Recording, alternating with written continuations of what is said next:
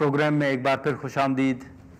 یہ جو تحریک شروع ہوئی ہے شیرپا صاحب، آپ اس میں دیکھ رہے ہیں کہ جو 2 ججز جنہوں نے حال ہی میں استعفے دیے وہ بھی اس تحریک کا حصہ بنے، ایسا کوئی آپ ماحول دیکھ رہے ہیں؟ نادر صاحب، ایک تو وہ احتجاجی تحریک جو پہلے چلی تھی جی،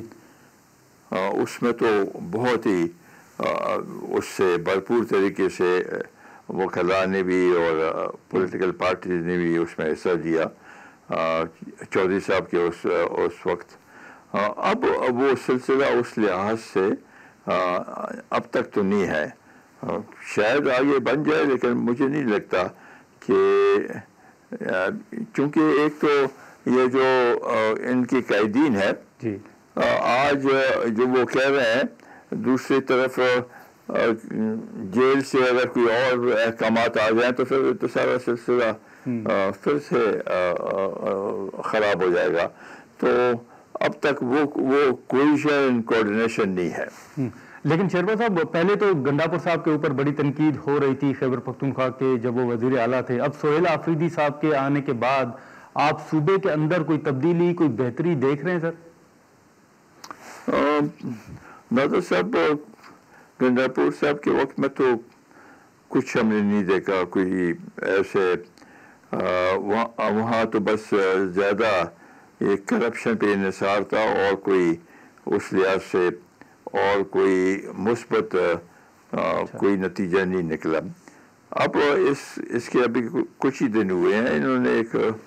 آل پارٹیز کانفرنس یا جرگہ بلایا تھا، ہم بھی گئے تھے اس میں، تو اس میں ٹھیک ہے کیونکہ اتنے پولیٹیکل پارٹیز تھے اور 5 منٹ ان کو دینا، تو اس سے وہ صحیح سمت میں جو ہم چاہتے تھے کہ بھئی اس مسئلے کے حل کے لیے کیا کچھ کرنا چاہیے، میرا خیال ہے کہ ایک میٹنگ ذرا محدود اس سے بلائی جائے تاکہ ہر پولیٹیکل پارٹی اپنے صحیح معنوں میں تجاویز دے سکیں۔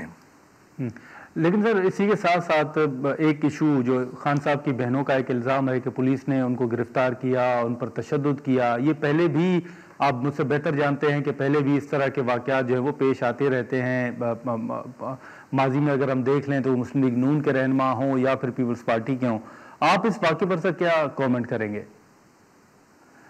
میرا خیال ہے کہ 2 wrongs don't make 1 right۔ اگر اس وقت عمران خان نے کیا ہے تو اب اس وقت بھی خواتین کے ساتھ اس لحاظ سے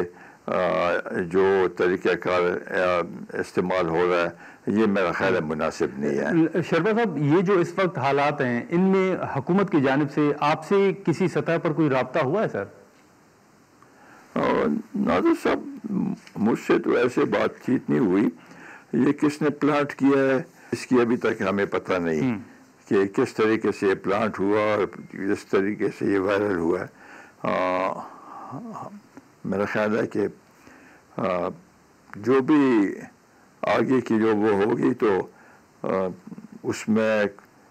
میرا تو خیال نہیں ہے کہ ایسے کوئی صورتحال بنتی ہے، کیونکہ اگر ان کو ڈسلوج کرنا ہے تو وہ بھی ایک آسان طریقہ تو نہیں ہے، اور اس سے کافی نقصانات بھی ہو سکتے ہیں۔ تو یہ ابھی مجھے علم نہیں ہے کہ کس نے پلانٹ کیا ہے، اور اس کے جو وہ ہیں میرے علم میں کوئی ایسی بات نہیں ہے۔ جی، آپ کے حوالے سے گورنر بننے کے حوالے سے بھی کچھ باتیں ہوئی تھی شیرپا صاحب؟ جی، وہی اسی کی بات کر رہا ہوں کہ ایسے کوئی گورنر کی کیا، ویسے بھی محدود وہ ہیں اس کے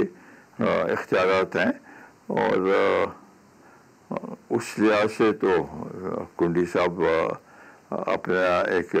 وہ کر رہے ہیں، اپنی ڈیوٹی دے رہے ہیں اور اچھے طریقے سے، آسان طریقے سے دے رہے ہیں، تو میرا خیال نہیں ہے کہ یہ ایسے کوئی सूरत-हाल बनेगी। हाँ, लेकिन शरबत साहब एक आखिरी सवाल होगा कि माजी में जब खान साहब की हुकूमत थी और उस वक्त जो फैसले थे, तो अभी जो मौजूदा जमातें हैं जो पावर में हैं उस वक्त तनकीद भी किया करती थी और कहती थी कि खान साहब का प्लान जो है वो लंबा है, 2032 तक का वो प्लान कर रहे हैं। लेकिन अभी 27वीं आईनी तरमीम हो, 26वीं हो, 27वीं हो या अब 28वीं की बातें हों, आप समझते हैं कि ये जो एक तासुर अब दिया जा रहा है मौजूदा हुकूमत के खिलाफ कि ये भी खान साहब के नक्शे कदम पर चल रहे हैं या उसी तरह का कोई प्लान है, आप इस तासुर को दुरुस्त समझते हैं? मेरा ख्याल है किसी हद तक तो ये सही है और हम समझते हैं कि जो भी कानून साजी हो उस पर मुकम्मल तौर पर डिस्कशन हो पार्लियामेंट में, उसके प्रोज एंड कॉन्स को देखने चाहिए और उसके बाद एक कानून पास करना चाहिए। ये नहीं कि आप फौरी तौर पे कॉन्स्टिट्यूशनल अमेंडमेंट लेके आए, ये इससे जमहूरियत को वो तक़वियत नहीं मिलेगी जो कि जो भी ये कर रहे हैं उनकी ये ख्याल है कि ये इससे तक़वियत उनको मिलेगी, मेरा ख्याल नहीं है। चलें, बहुत शुक्रिया आपका शेरपा साहब वक्त निकालने का, थैंक यू सो मच। नाजरीन, आफ्ताब अहमद खान शेरपा साहब की गुफ्तगू आपने सुनी। हम यहाँ पर एक मुख्तसर सा ब्रेक लेते हैं और ब्रेक के बाद जो IMF की रिपोर्ट है उस पर गुफ्तगू करते हैं और जो महमूद खान अचकज़ई के हवाले से